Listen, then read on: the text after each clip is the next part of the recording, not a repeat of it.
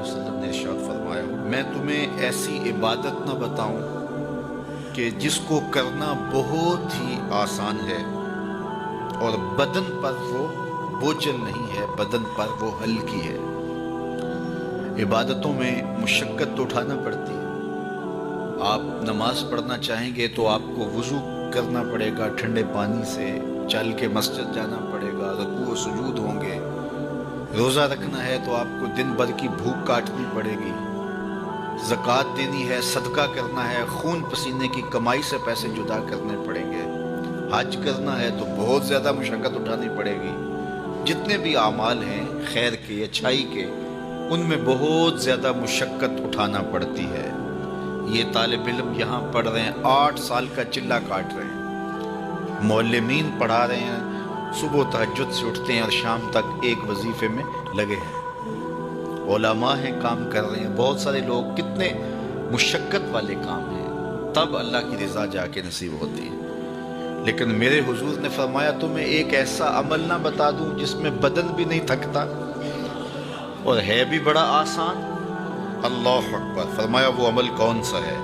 الصمت و حسن الخلق، خاموشی اور اچھے اخلاق۔ زیادہ بولنے سے بہتر ہے خاموش رہو۔ خاموشی میں نجات بھی ہے، ثواب بھی ہے۔ زیادہ بولنے والا جھوٹ بھی بول لیتا ہے، زیادہ بولنے والا گالی گلوچ اور سب و شتم پر بھی اتر آتا ہے، زیادہ بولنے والا کسی کی پگڑی بھی اچھال دیتا ہے، زیادہ بولنے والا غیبت بھی کر لیتا ہے، زیادہ بولنے والا ایسا مزاح کر دیتا ہے جس سے کسی کو تکلیف پہنچے۔ زیادہ بولنے والے سے بہت ساری غلطیاں ہو جاتی ہیں، جو تھوڑا بولے اس سے غلطیاں کم ہوتی ہیں، چونکہ انسان کے زیادہ گناہ جو ہے وہ اس کی زبان کی وجہ سے ہوتے ہیں۔ ایک روایت میں آتا ہے جب صبح ہوتی ہے سارے اعضائے بدنیاں زبان کے آگے ہاتھ جوڑتے ہیں، بی بی تو چپ رہنا، چونکہ بولتی تو ہے اور مصیبت سارے اعضائے بدنیاں کو سہنا پڑتی ہے۔ تو یہ زبان جو ہے اس کی وجہ سے زیادہ گناہ ہوتے ہیں، یا زبان کی وجہ سے، یا انسان کی عصمت کا جوہر جب لٹتا ہے تو پھر اس کے پلے کچھ نہیں رہتا۔ اس لیے میرے حضور نے ارشاد فرمایا جو تمہاری 2 ٹانگوں کے درمیان اور جو 2 جبڑوں کے درمیان زبان، ان دونوں کی مجھے تم ضمانت دے دو، میں محمد تمہیں جنت کی ضمانت دے دیتا ہوں۔ تو فرمایا کہ میں تمہیں ایسا عمل نہ بتا دوں کہ جو بہت ہی آسان ہے، اور وہ کیا ہے؟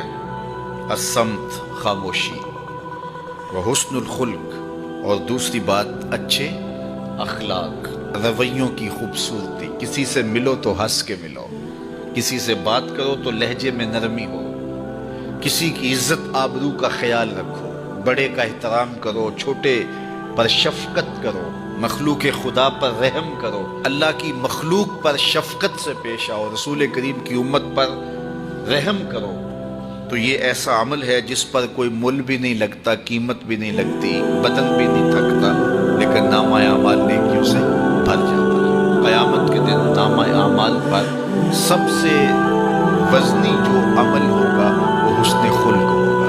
حضور نے فرمایا کہ بیہودگی اور فحش کلام کرنا، یہ سب کچھ جو ہے فرمایا یہ اسلام میں سے نہیں ہے، اور بہترین اسلام وہ ہے جس میں خلق اچھے ہو۔ حضور نے ارشاد فرمایا کہ جو حسن خلق ہے یہ گناہوں کو اس طرح مٹا دیتا ہے جس طرح جو مصفہ پانی ہوتا ہے، اچھا پانی ہوتا ہے، وہ بدن سے میل کچیل اتار دیتا ہے، اور جو برے اخلاق ہیں وہ عمل کو اس طرح فاسد اور ضائع کر دیتے ہیں جس طرح شہد کے اندر سرکہ ڈال دیا جائے تو شہد صحیح نہیں رہتا۔ تو عمل اچھے ہیں لیکن بدخلقی ان اعمال کی بربادی کا سبب اور ذریعہ بن جاتی ہے۔ اللہ جل شانہ ہمیں معاملات کے اندر خوبصورتیاں نصیب فرمائے، رفق، نرمی نصیب کرے، معاف کر دینے کی توفیق نصیب کرے۔ رزق کمانے کے جو مقاصد ہیں وہ بہت سارے ہو سکتے ہیں، لیکن شریعت میں کاروبار کرنے کے، رزق روزی کمانے کے بنیادی مقاصد 3 ہیں۔ پہلا مقصد اپنے آپ کو سوال سے بچانا، دوسرا مقصد اپنے آپ کو حرام سے بچانا. تیسرا مقصد اپنی اولاد کی کفالت کرنا. یہ بنیادی مقاصد ہیں جن کے لیے رزق کمانا، روزی کمانا ہمارے اوپر لازم ہو جاتا ہے. اور اگر آپ کاروبار کو وسعت دے رہے ہیں، ضرورت سے زیادہ کما رہے ہیں، تو اس کے لیے ایک چوتھی نیت آپ کو ساتھ کرنی ہوگی، اور وہ یہ کہ معاشرے کے کمزور لوگ، رشتہ داروں میں غریب لوگ، میرے ہمسائیگی کے اندر جو غریب لوگ ہیں، یتیما ہیں، مساکین ہیں، معاشرے کے وہ لوگ جو اپاہج ہیں، معذور ہیں، کمانے کی صلاحیت نہیں رکھتے، میں زیادہ مال کما کے ان کی کفالت بھی کر سکوں. ان چار مقاصد کو ذہن میں رکھ کر کے جو رزق کمایا جائے گا وہ دنیا نہیں ہوگی، عین دین ہوگا. لیکن اگر ان چار مقاصد کے علاوہ رزق کمانے کا کوئی پانچواں مقصد بھی شامل ہو گیا تو وہ ان چار مقاصد کو بھی دنیا بنا دے گا.